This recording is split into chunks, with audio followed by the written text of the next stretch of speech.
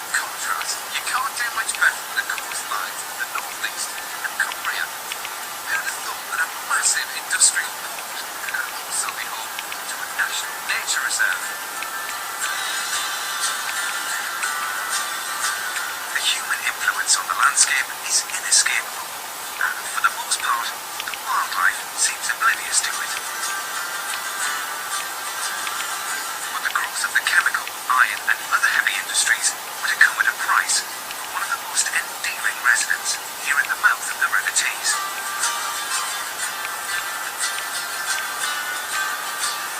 Even though this area is known as Seal Sands, by the 1930s, they'd vanished. The salmon on which they've feasted for centuries have been driven away by pollution. Fortunately, we've cleaned up our act since then. Tighter rules about what is discharged into the Tees has helped replenish fish stocks.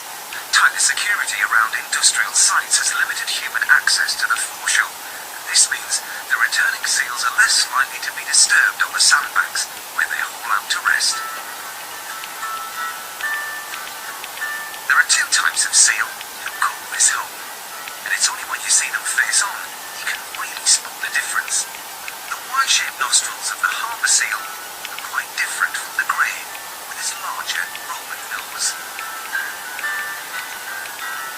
As much as they love water, maybe even a seal can have too much of a good thing.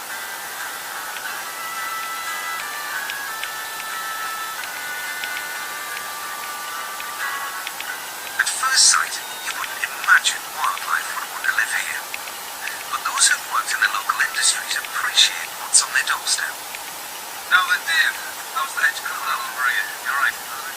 Now, am I right in saying that you used to work around the front of this area? Still works, chemical works. How's it been going? Right. Yeah, for the first year. Well, there's nobody in there.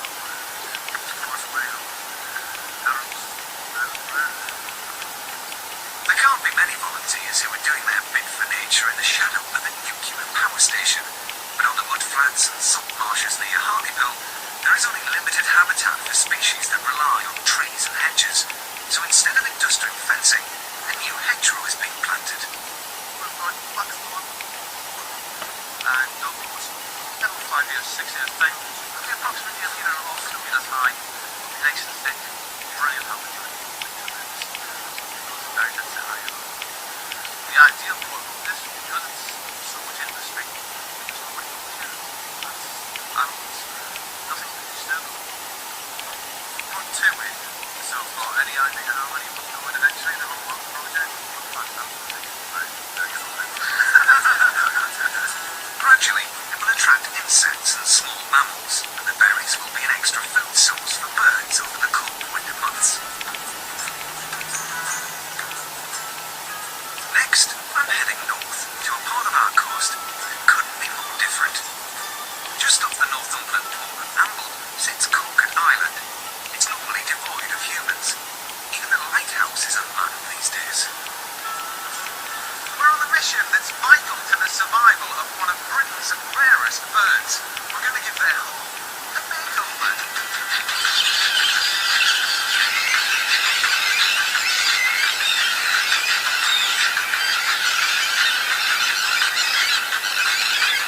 Thousands of birds come here to breed, and one particular variety has been given its own purpose-built housing estate. The roseate tern is the UK's rarest seabird, but it has to compete with puffins for the burrows where they both like to nest. Back in 2000, 24 breeding pairs of roseate terns were up against more than 10,000 puffins, so artificial nest boxes were put in just for them. When the terns fly off to Africa for the winter, the island falls eerily silent. That's when the makeover team can move in and have a few more nest boxes. It started off by accident. Then we had a little bit of flat ground, and we put a box up. And the terns took to it, and each year we increased the number of boxes. Now we have to build terraces and put the underneath the slabs where we put the boxes in. That's the idea. It's been such a success that now we have the largest breeding company in Roseate. It's amazing. special permission to get onto the island, and even then, it's a rocky approach. You can only clear them at high water. I tell you, the clock is really ticking now because of the tide. It's only 4 hours before all of this work has to be done. I'll say, I would never have had you down when there's a dry storm. It is my first time. In fact, it's my first time actually on the island. Is it It's a really? fascinating craft. I love to go out in the country and just wanted to give something back to the countryside. I thought this was an ideal way of doing it. And what nicer place than on the Northumberland coast. It is And you absolutely don't have to have a gorgeous. wonderful number of fingers to be able to do it. Yeah. Work at your own pace. How proud are you going to feel when they're using your wall? I'll feel very proud of this standing next to you at this time.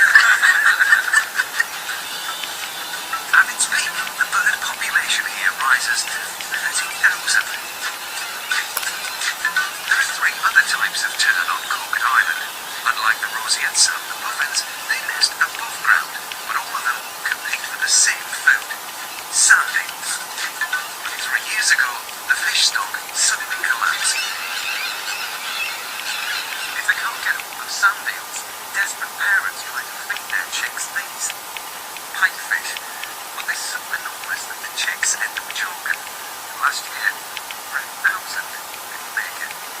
Overfishing is one possible cause, but it's also thought the sea is heating up and the sand eels are moving to cooler waters. Global warming may be to blame. We'll find the sand eels deeper in the water where the terns can't catch them. Terns are surface feeders, so they can only feed on the top cold water. Puffins, however, are doing grand. They can swim right to the bottom of the seabed and catch sand eels at will, so we're seeing the puffins doing okay, but the terns aren't doing so well. While I was on the island, I saw for myself terns bringing back those dangerously long pipefish. Some found other potential meals just as difficult to swallow. Despite the problems, this animal housing project has been a huge success. We have several roseate terns that come back to exactly the same box. We've had one 7 years on the trot, has returned from Africa and gone straight to that box. So all last year's terns have booked in for this year then. We're taking bookings now. The public can approach the island but can't set foot on it. A live video link to the mainland, however, means you can see this amazing nature reserve